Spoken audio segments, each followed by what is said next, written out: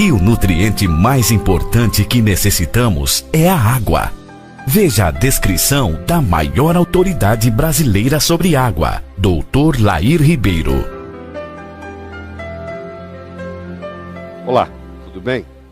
Que bom que você veio. Nós hoje vamos discutir um assunto de extrema importância: o poder fisiológico da água. A água é o nutriente mais abundante que existe no corpo. E, infelizmente, pouco conhecido na medicina. 69% do corpo é água. Ora, se 69% do corpo é água, a água tem uma importância fundamental, maior do que qualquer outro nutriente. E nós, na medicina, aprendemos muito pouco e sabemos muito pouco sobre água. A analogia que eu vou fazer é de um aquário. Você tem um peixe dentro de um aquário. Se esse peixe está enfermo, você tem que ver se a água do aquário está contaminada. Não adianta eu tratar o peixe sem tratar a água do aquário. O peixe, no caso, seria a célula. E a água do aquário seria o interstício, onde a célula se encontra, no tecido. Ora, se eu preciso tratar do peixe, que está doente, que no caso é a célula, eu vou ver primeiro se o peixe pegou a doença pela contaminação da água, do interstício. E o interstício no corpo é feito também de água. 85% do cérebro é constituído de água. 92% do sangue é constituído de água. 87% do fígado é constituído de água. A água é o mais abundante nutriente do corpo. O assunto água deveria ser o primeiro capítulo de todo o livro-texto de medicina, já que o elemento mais abundante devia de ser o elemento mais estudado. E os estudiosos no assunto chegam à conclusão de que hoje aproximadamente 30% das pessoas estão caminhando nas ruas desidratadas, porque em geral nós ingerimos menos água do que necessário, daquilo que deveríamos ingerir. Quando você magnetiza a água, você tem um magneto, coloca a água sob a ação desse magneto. O que o magneto faz na realidade, ele muda o ângulo dessa água.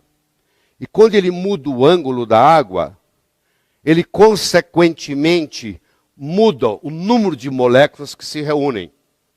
Em outras palavras, eu posso criar uma água hexagonal, que seria a água ideal, seriam 6 moléculas de água juntas, de cada vez formando o que se chama um cluster, um aglomeramento, utilizando, por exemplo, ímãs.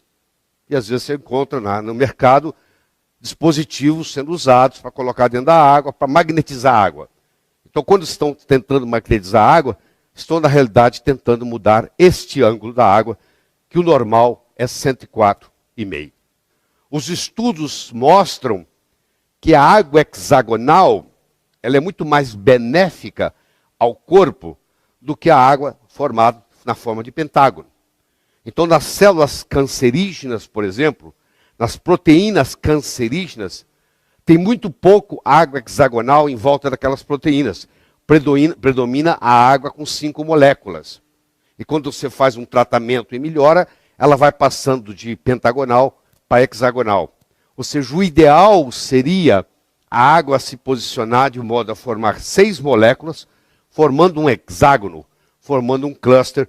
Como vocês estão vendo aqui, a água dispositivo aqui do oxigênio e do hidrogênio, os ciclos maiores sendo o oxigênio, os ciclos menores sendo o hidrogênio, e você vai vendo aqui que elas se colocam numa posição hexagonal.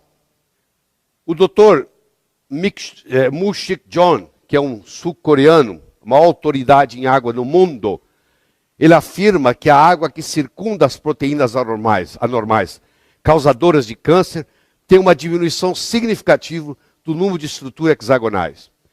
Então, hoje existe um incentivo, existe um estímulo em um paciente, por exemplo, cancerígeno, fazer com que a água dele se reestruture de uma forma hexagonal, e nessa reestruturação, na forma hexagonal, teria uma influência benéfica no tratamento do câncer, prevenindo metástase, etc.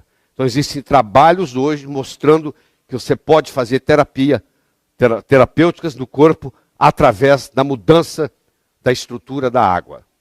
Todas elas são H2O, mas a estrutura faz uma diferença. Para nós termos vida, temos homeostase, temos equilíbrio, nós precisamos da existência de oxigênio, para os seres aeróbicos, precisamos da existência de água, nós não ficamos sem oxigênio nem 3 minutos. Se faltar o oxigênio por 3 minutos ou mais no cérebro, nós já podemos ter lesões irreversíveis. Nós podemos ficar 2 meses sem comer, mas depois de 10 dias sem água, corremos o risco de morrer desidratado. Então nós temos o oxigênio, nós temos a água, nós temos os macronutrientes, que são as proteínas, os carboidratos e as gorduras, e nós temos os micronutrientes, que são as vitaminas e os minerais. Essa composição proporcional adequada faz a vida e mantém a saúde. Ou seja, à medida que nós envelhecemos, nós estamos mais propensos às doenças, em geral. Um indivíduo de 18 anos raramente vai doente para o hospital. Um indivíduo de 78 frequentemente está no hospital doente, com alguma enfermidade. Que enfermidades são essas? É a dislipidemia, é a resistência insulínica, é a doença cardiovascular, é o acidente vascular cerebral, é o câncer, é o diabetes tipo 2, é a pressão alta, é a morte prematura e é o envelhecimento precoce. A pergunta que nós temos que fazer nesse momento é a seguinte: será que a água que ingerimos está contribuindo para o aumento das doenças degenerativas? Será que a água que nós estamos ingerindo, de alguma forma, está deteriorada? Então, a primeira é a pureza, mas tem muitas outras. A nossa saúde pode ser melhorada através da melhoria da qualidade da nossa água, e doenças podem ser realmente tratadas com água. Como eu disse, no Japão, isso já está ocorrendo. É 100 vezes mais difícil curar um organismo enfermo que preveni-lo de adquirir a enfermidade. Essa prevenção pode ser facilitada pelo uso correto da água. Se eu tomo muita coisa acídica, ácida, como o caso de refrigerantes, por exemplo, eu crio uma situação metabólica no corpo, onde os destruidores de ossos, que são os osteoclásticos, são estimulados. E isso leva à osteoporose. Quem faz uso de refrigerante diariamente, a longo prazo, vai desenvolver osteoporose. A água magnetizada tem uma menor tensão superficial. Quando você põe a água no efeito de um magneto, você muda o ângulo, aquele ângulo que eu mostrei no começo, e, consequentemente, você muda o tamanho do cluster, o tamanho do aglomerado. Então, a água tem que ter pureza, tem que ter um bom pH, tem que ter um redox negativo, tem que ter uma boa condutibilidade e tem que ter uma baixa tensão superficial. Essa seria a água ideal. Essa água ideal é chamada de água ionizada. Ionizar significa ganhar ou perder elétrons. No caso, ela ganhou elétrons. Ela tem elétrons para distribuir. Por isso que ela é uma substância antioxidante. É a água que funciona como antioxidante, ou seja, não deixa você ter estresse oxidativo. Você toma ela 3, 4, 5 vezes por dia. Ela é alcalinizante, ou seja, à medida que você envelhece, você vai acidificando, ela rejuvenesce você. Ela tem que ser hidratante, ela tem que ter baixa tensão superficial para ela subir no capilar, e ela tem que ter a negatividade para ela fazer a desintoxicação, já que a maioria dos tóxicos tem carga elétrica positiva. Então, uma água potável de boa qualidade. Ela deve ter uma pureza filtrada sem retirar os minerais. Porque se eu retirar tudo, ela não tem condutibilidade.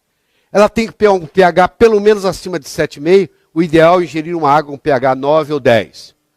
Ela tem que ter um ORP, um redox negativo, para funcionar como antioxidante. Se ela tiver um ORP positivo, ela é oxidante. Ela tem que ter uma tensão superficial baixa, hidrata melhor, facilita subir no capilar mais. E ela tem que ter uma estrutura estruturada em microclusters. Ela tem que reunir em grupos de 6 moléculas de água, formando um hexágono. E ela, pelo menos, tomar de 6 a 8 copos por dia. Ray Kurzweil, que é o autor do livro Transcend, é considerado hoje um dos homens mais inteligentes da humanidade, se não o mais inteligente, vivo. E ele tem no livro Transcend, ele tem uma afirmação que ele diz assim: a água ionizada é uma das coisas mais simples e mais poderosas que você pode fazer para combater uma ampla gama de processos patológicos. É isso aí. Nós fizemos a volta toda e chegamos aqui. Então não é só pureza. É pureza, é pH, é ORP, é condutibilidade, é tensão superficial. E você vai ver que a água pode ser um agente terapêutico.